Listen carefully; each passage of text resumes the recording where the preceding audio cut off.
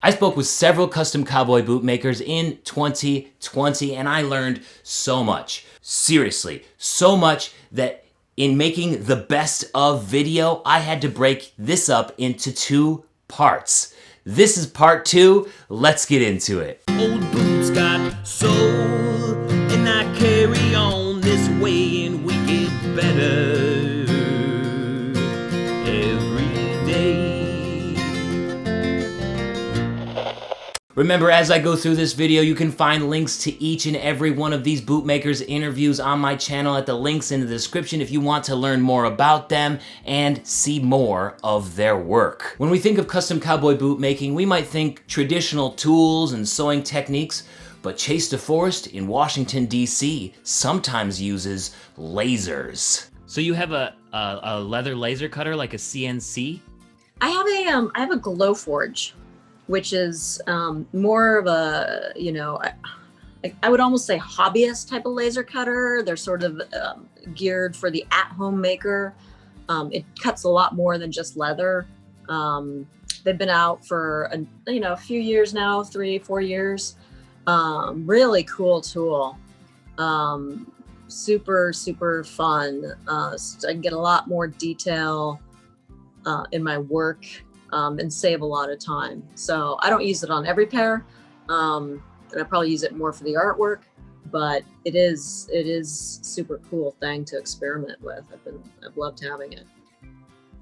Is it just really accurate and it makes your job cutting much more easy because you don't have to worry about getting exactly the same shape? You'll just rely on the machine for that? Yeah, no, totally. You want a, sunflower, I will give you a perfect sunflower. Yeah, I mean, if you think about it, there's a lot of stuff that's super detailed that, to do by hand is just, can be really time consuming. So it has opened up some doors in terms of being able to do some more complex stuff.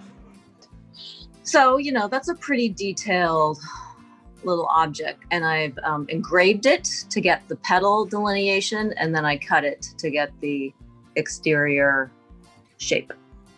So that's engraved and cut. It's not sewn. There's no stitching on it. It's stitched in the center to stitch down to this object. This is the image. There are so many interesting techniques that these professionals use to create a pair of boots. La Saboteuse in Massachusetts will sometimes make things at a smaller scale to hone her process. Do you feel like you're learning more because it's such a small design that you can bring to the bigger designs? I always feel like switching scales in anything really makes you think about things in unexpected ways. And for me, definitely architecture was that way. If I look back on why I wasn't drawing architecture, like the scale was too big. I was designing something, which I love designing, but then someone else was building it. And I didn't have that kind of control. Like I have ultimate control in what I do right now in the ways that I can control. I design and I make them. I have only myself to blame for anything that doesn't work out. And, but changing scale to a human scale, the way boots are really a human scale on something that you work on right here in front of you. And that works for me. And changing to this really small, tiny scale where I need to use like tools to hold it because I can't use my finger to hold it while I'm skiving and things like that. It makes me start thinking about, processes and how you work with your hands and what, how you maintain your eyesight when you're working really close to things over years and years. And, the aspects of what works at what scale, and it's exciting. I find that exciting. So I don't have end goals. To me, every day, the process of what I'm doing is the reward of living this lifestyle. So La Saboteuse took her experience in architecture and applied it to the bootmaking process with that method. And one of my favorite things to do during these Ask the Bootmaker interviews is inquire about how previous careers have influenced their current career. And one of the most outrageous career moves was from Stephen Christo, a bootmaker in Virginia who used to be in nuclear physics before moving to bootmaking. What did you bring from your time in nuclear physics, building all of these cryogenic particle beam things, and then coming into cowboy boots? where's the connection there? Where's the Venn diagram? The middle. It's well, since I was in the technical end of it, not the theoretical end. So Okay. I work with my hands. Mm-hmm. Craftsmanship was really important. I brought that from doing art. The importance of just being careful and understanding your materials, what you had to work with, fabrication techniques.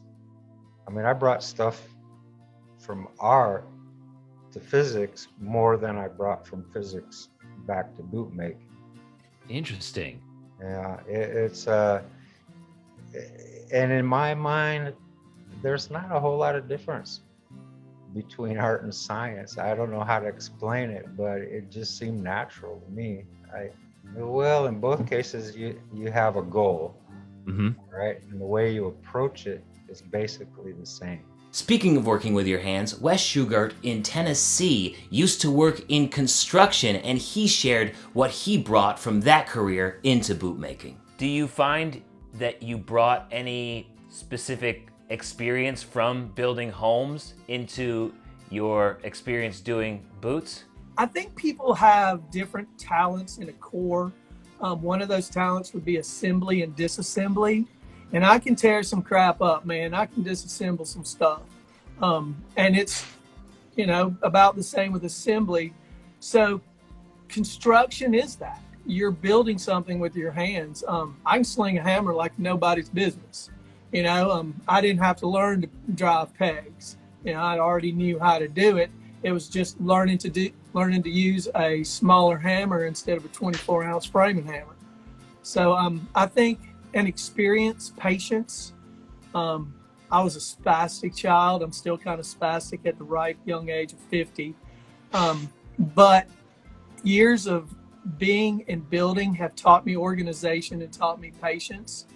And I think patience is really the key to getting better at anything outside of working with intent, So to be successful in anything, you got to work with intent. And working with intent is something that Arizona bootmaker Paul Krause knows all about. He used to work mainly in shoe repair before making the jump to bootmaking, and that gave him an interesting skill set that he was able to share with me in this great story. How has your history in shoe repair influenced your bootmaking career now? Have you brought anything from that life to this? I had a job where I was asked if I would resize a woman's father's pair of boots, an alligator, that was 3 sizes too big, and could I resize them for her? I think she called me because her husband was in the border guard here in Arizona, and she was from Oklahoma. And she comes out, and her boyfriend and her come into my shop, and I fitted her all up, and I really loved the both of them, and it was just really a compelling story. Father wasn't alive to walk her down the aisle, and he had walked her sister down the aisle, but now she had his alligator boots, and she was going to have him with her if she could walk down the aisle in them. I'm in. Those 4 years that I was at that boot shop during the urban cowboy thing, we changed out components regularly. I mean, we knew how much to expand an insole when we changed out a sweated out insole on a boot. We knew this, that, and the other of their construction because we worked in the pieces of them and everything, So as I was working on them, I'm thinking, I'm really thankful for those 25 years of shoe repair that gave me the confidence to be able to do this for this young lady. I totally take the boots apart. I separate all of the components and I pick all of the stitches out of all the holes because that's the only way I can really get a clear picture rather than trying to work around clutter, So those years of shoe repair just really gave me an understanding of how to do proper service when I'm doing custom work for people. Sometimes this custom work requires a lot of patience. And I'm not a very patient person, so when I would talk to these bootmakers, I would often ask them about the role that patience played in the bootmaking process. And Sean Mosley out of Georgia had some very interesting things to share about patience when he was learning how to make a pair of cowboy boots. I would imagine it would take much longer, but you would learn more through the process, but I also see it as being potentially frustrating. It wasn't frustrating for me to the point of stopping. When I made my first pair, it was the expectation. I just wanted to get through the process, and then once I got through the process, I was hooked.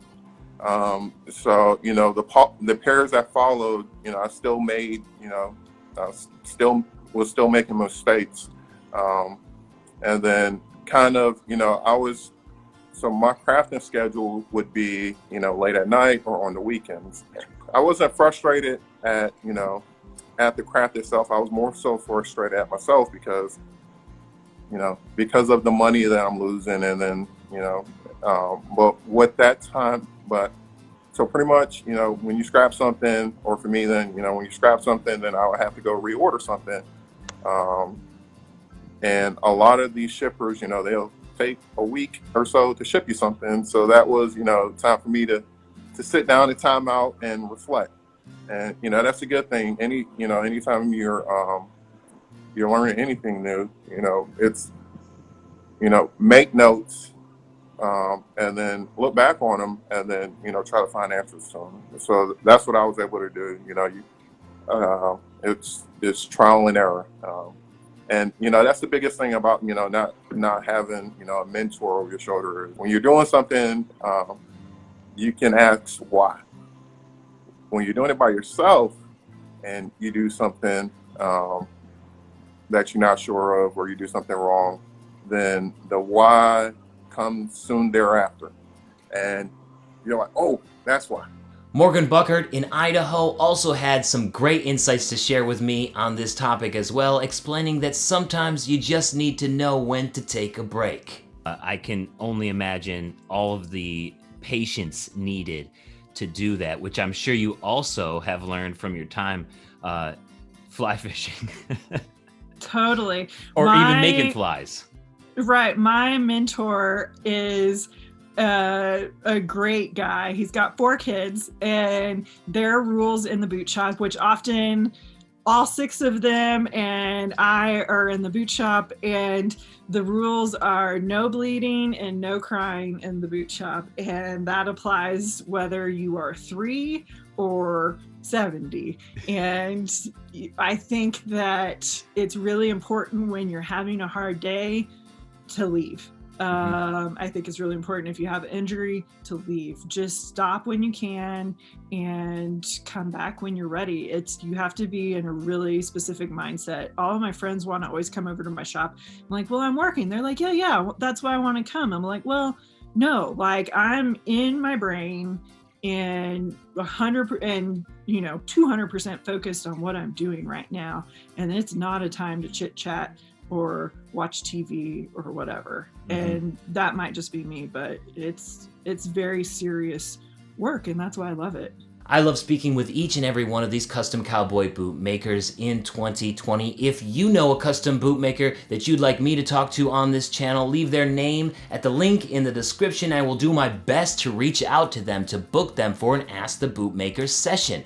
Don't forget that you can find links to the entire interview at the links in the description to find out more about each bootmaker and see their work. I really recommend that you follow each and every one of them on Instagram or your favorite social media platform. At least check out their website because they are making some great stuff, and support them if you can. Don't forget to subscribe to this channel for more interviews and boot content and music too.